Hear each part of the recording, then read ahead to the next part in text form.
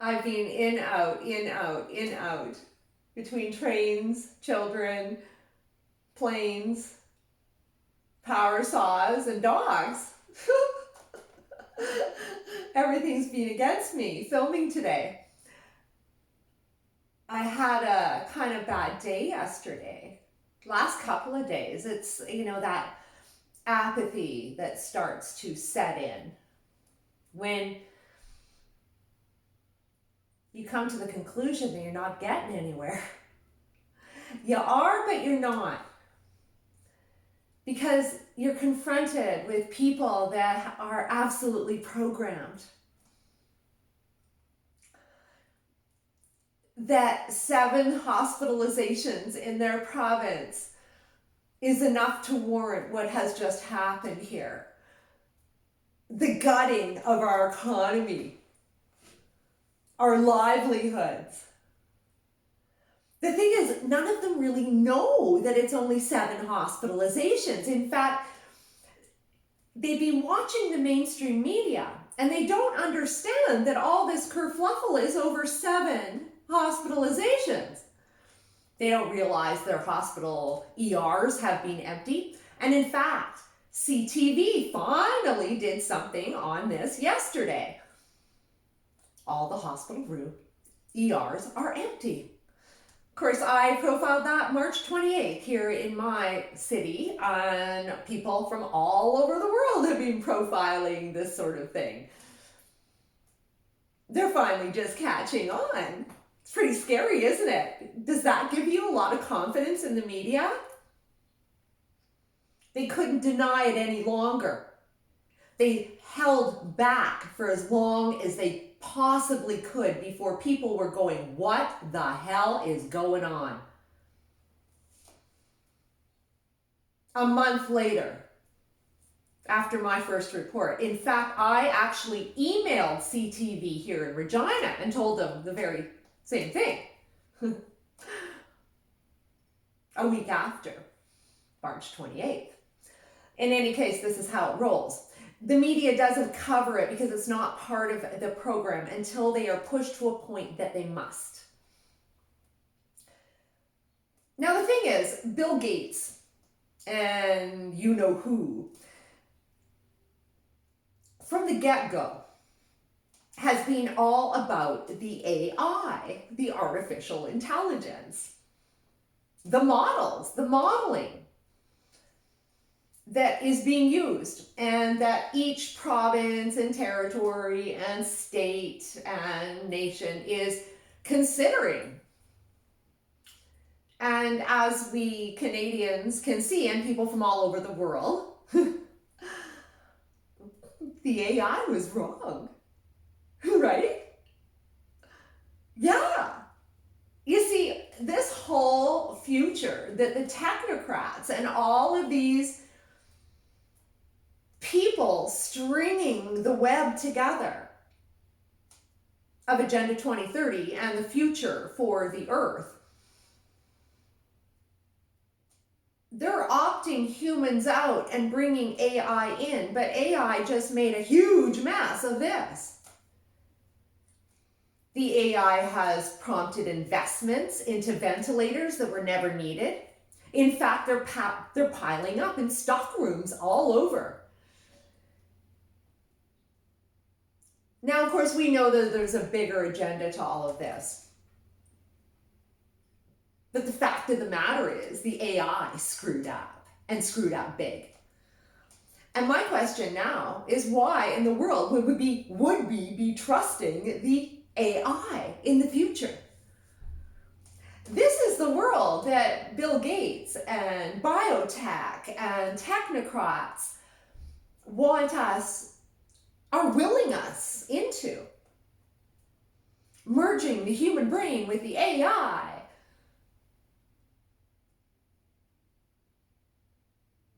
I'm saying they just got off to a really bad start, wouldn't you? Do they have your confidence? Where I live, we're inside for 7 hospitalizations. Now, of course, we can come and go as we please. we can go camping. So they've lifted these restrictions. But in the fifth phase, which is yet to be announced, our freedom is only a consideration. We're being held hostage by biotech, and we are.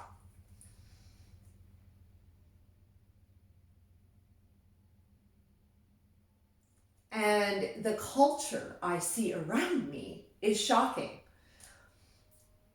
because there are people like my neighbor the other day that I actually had to leave the conversation while he was yelling that I was a conspiracy theorist off his balcony at me.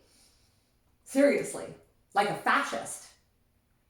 You see, biotech is a fascist culture, and a lot of people don't understand it, but I live in Saskatchewan. I'm in the heart of it. I dealt with farmers for quite a few years. First with hemp and then organic hemp. I moved into that space very quickly because I didn't like what I was learning on the conventional frontier. Their mentality as growers was much different than mine. So again, how I'm also not allied with pharmaceuticals, I'm allied with the natural process and working with Mother Nature. Biotech is absolutely contrary to that. Biotech and pharmaceuticals are all about management and manipulation rather than going to the core and fixing it from the root. They like to amend. So they, mend here, mend here, mend here. It's all about that. They don't believe that a plant is perfect in its pure form.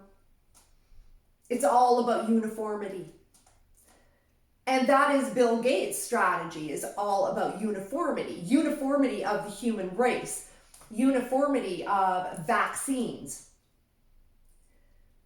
Uniformity of amendments and medications to be administered as a matter of course, not a matter of need. It's where pharmaceuticals take a twist.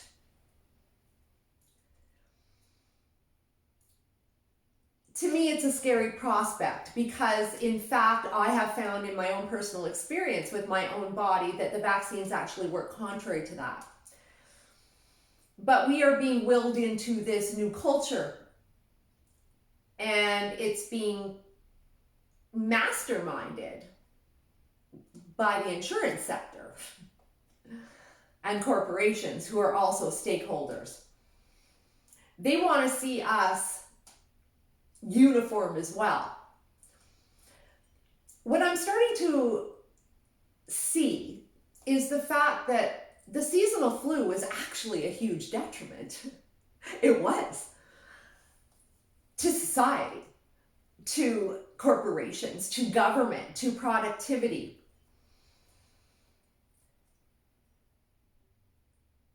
The way the AI is working out, it actually was projecting much of what the seasonal flu was every year.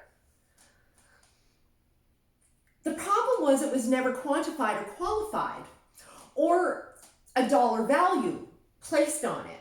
There was a dollar value, but it was all in lost productivity.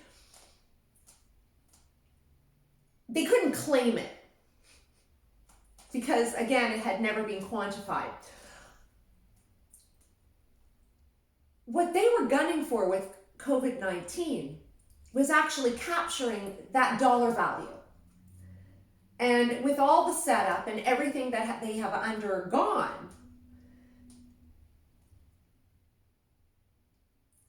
and the real costs that a pandemic can make or usher into society is what they were after.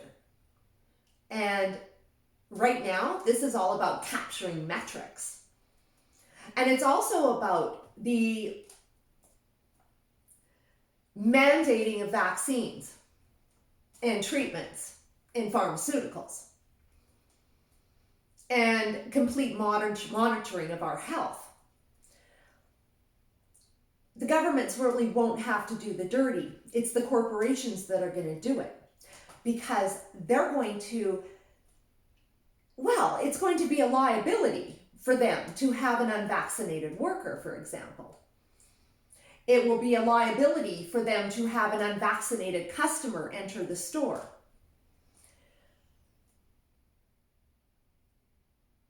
It's about how biotech and the insurance industry actually commingle their interests.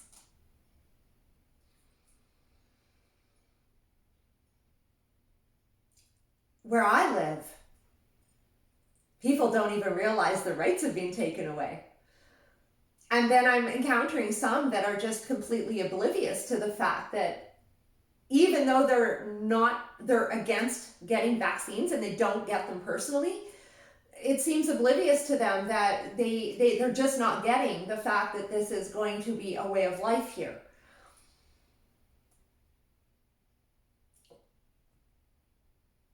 I am absolutely stumped how we can miss this. But I live in Biotechville, so I understand. You see, here, nobody wants to stand out. Just like a weed. You don't want to be that one. I should know, because I'm a weed. No one ever wants to stand out. Even though they know it's wrong, even though it's going to affect their children, they don't want to step out of line, just like they don't want a dandelion in their yard. It's all about how society sees you. And that's how they manage to bring chemicals from gassing people in the war, in the Second World War, to spraying it on the food. I was out yesterday for a walk, and I was happy to see nobody was social distancing. They weren't. Because here, people are actually just oblivious to all of it, for the most part. There are few that question.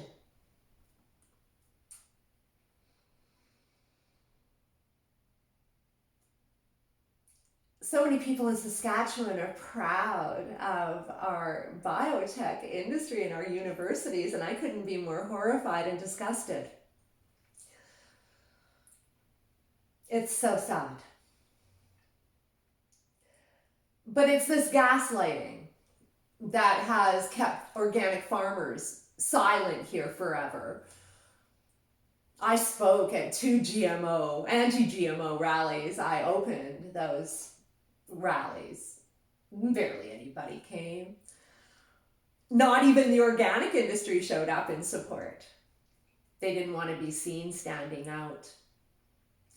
See, this is the society that's being created, and this social programming that is having you rat out friends and neighbors and become judgmental. It's all about judgment. It's how it operates here. That's why nobody wants to stand out. That's why biotech is successful.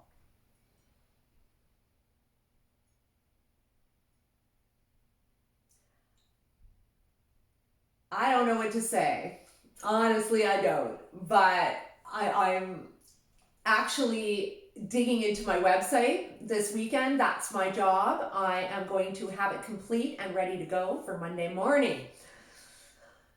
A place where all my work and research is found.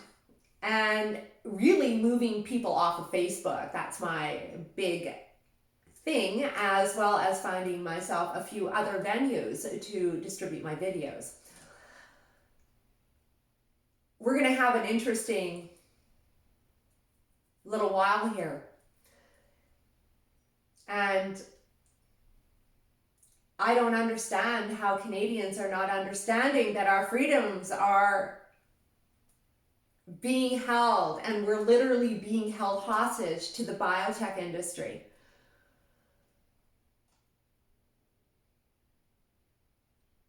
We need a plan. We really do. And we can't wait. This is not something you wait out. We need to wake up and get on it, because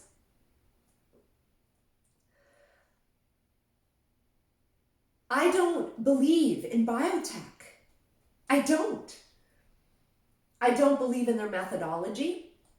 I don't believe in their need for manipulation. And right now, it's truly biotech that has us locked down. And we need to get out of here and get away from them as fast as we can.